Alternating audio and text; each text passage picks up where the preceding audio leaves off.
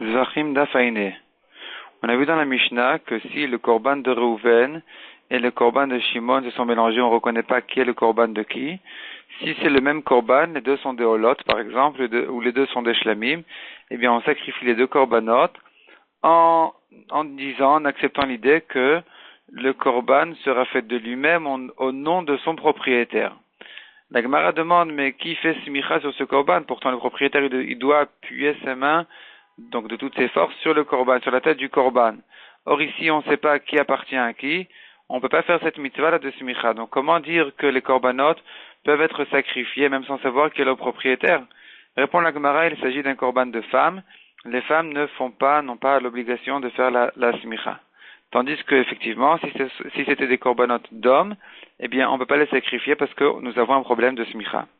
La Gemara objecte qu'on voit dans une braïta que si les corbanotes sont mélangés d'un korban yachid avec un korban tzibour ou deux corbanotes tzibour ou deux corbanotes yachid se sont mélangés, eh bien, de quelle manière, la braïta décrit de quelle manière exactement on fait le matan damim, de quelle manière on jette le sang sur le misbéach. Or, la question se pose, pourtant, c'est un korban d'homme, puisque le public, c'est un public d'hommes. Et donc, quand on parle d'un korban yachid, on parle d'un korban yachid, d'un korban d'un particulier qui ressemble au public, donc d'hommes. Et pourtant, la Braïta accepte que le korban est sacrifié, malgré qu'on ne fait pas la smicha. Donc, ça objecte un peu la réponse qu'on a donnée de dire qu'un korban d'homme on ne le sacrifie pas, qu'on ne peut pas faire la smicha. La Gemara répond qu'effectivement, cette braïta ne parle pas d'un cas où les bêtes sont encore vivantes. Si les bêtes sont encore vivantes, où il faut faire la simicha, donc ici, quand elles se sont mélangées, on ne peut plus faire la simicha, et donc, on ne peut pas sacrifier ce korban-là.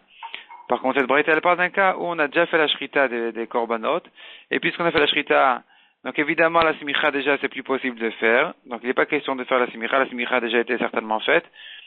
Et le problème, il est que après la shrita, on ne reconnaît pas le sang, si c'est le sang qui appartient à l'un ou à l'autre, au public ou au particulier.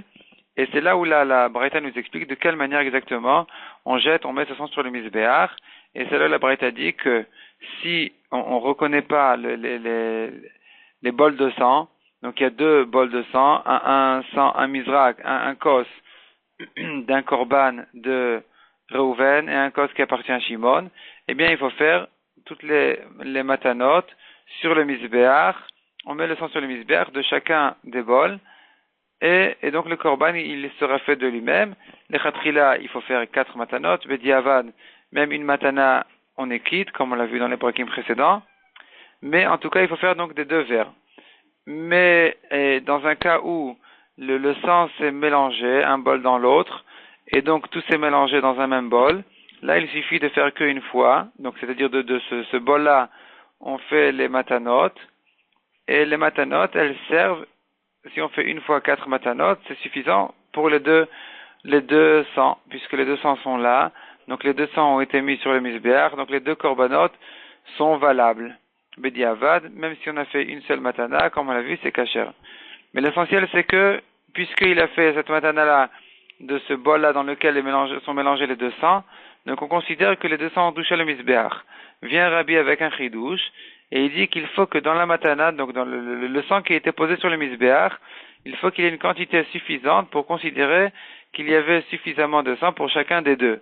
La Gemara demande pourtant, on a vu que Rabbi dit à propos de la paradouma, que quand on asperge si ça s'est mélangé avec de l'eau simple, quand on asperge sur le tamé, il faut faire attention selon Rabbi Eliezer, de le faire 2 fois à cause du mélange. Bon, en tout cas, Rabbi vient et dit qu'il n'y a pas de chiour. Donc, même si un quart de goutte, un millième de goutte a touché de l'eau cachère, donc de l'eau de la paradouma, a touché le tamé, il devient tort. Pourquoi est-ce qu'ici Rabbi dit qu'il y a une certaine quantité minimum pour le sang qui doit toucher le misbéach? La Gemara donne 2 réponses. Soit ce que Rabbi a dit, c'est selon Rabbi Eliezer, mais lui-même ne pense pas comme Rabbi Eliezer, lui pense qu'il y a eu une quantité minimum à mettre. Soit il faudrait faire la différence entre paradouma et donc l'eau dans laquelle se trouve la cendre de la paradouma, de la vache rousse. Ici, il n'y a pas besoin de quantité minimum, Tandis que quand on met le sang sur le misbéach, là, il faut, oui, qu'il y ait une quantité minimum. C'est pour ça que Rabbi a dit qu'il faut que dans la matana qu'il est mise sur le misbéach, il y ait suffisamment pour les deux korbanot. Donc, pour deux personnes.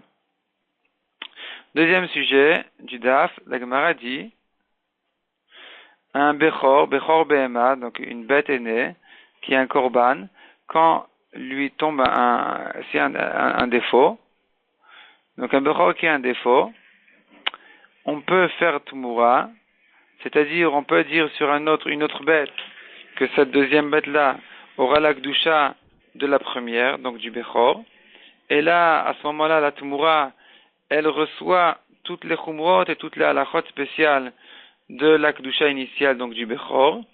C'est pourquoi on ne le donne pas à manger à des nidot, premièrement. Deuxièmement, selon la maskana de la Gemara, donc, on ne peut pas racheter même la Tumura. Et troisièmement, on ne peut pas la vendre. On peut pas la peser. On n'a pas le droit de la peser parce que c'est un zilzoul, c'est un mépris pour le kavod du korban, du bechor. Malgré que lui est tombé un défaut déjà, il faut garder un minimum de kavod pour cette kedusha-là qui était là avant que lui tombe un défaut. Donc, il faut faire attention de ne pas le peser. Ensuite, la Gemara dit, quel est le din un Kohen qui dit, donc il doit recevoir un Bechor Behema, il doit recevoir une bête aînée, et il dit qu'il est makdish, sa valeur, au Bedek Habayit, pas au Mizbeach, mais au Bedek Habayit, c'est-à-dire au Bet HaMikdash, aux dépenses générales du Bet HaMikdash. Là, on a un problème, est-ce qu'on a le droit de peser la viande de ce Bechor-là de manière à ce que on puisse la vendre pour plus cher? Et dans ce cas-là, le Bedek Habayit va gagner de l'argent. Ou bien, c'est pas une raison d'être mezalzel, de ne pas garder le kavod de ce korban, de ce bechor-là. La Gemara dit finalement, elle vient par une autre svara en disant que de toute façon, quand le Kohen est makdish au Bedek Habayit, il ne peut être makdish au Bedek Habayit que ce qui lui appartient dans ce bechor-là. Or, puisqu'il n'a pas le droit de le peser, donc la différence entre la basse valeur du bechor quand il n'est pas pesé et la haute valeur quand il est 8 pesé ne lui appartient même pas pour être makdish, cette différence-là. Donc cette différence-là n'est pas que de chat, il n'y a aucune perte même au Bedek Habayit. Ça c'est la maskana de la Gemara.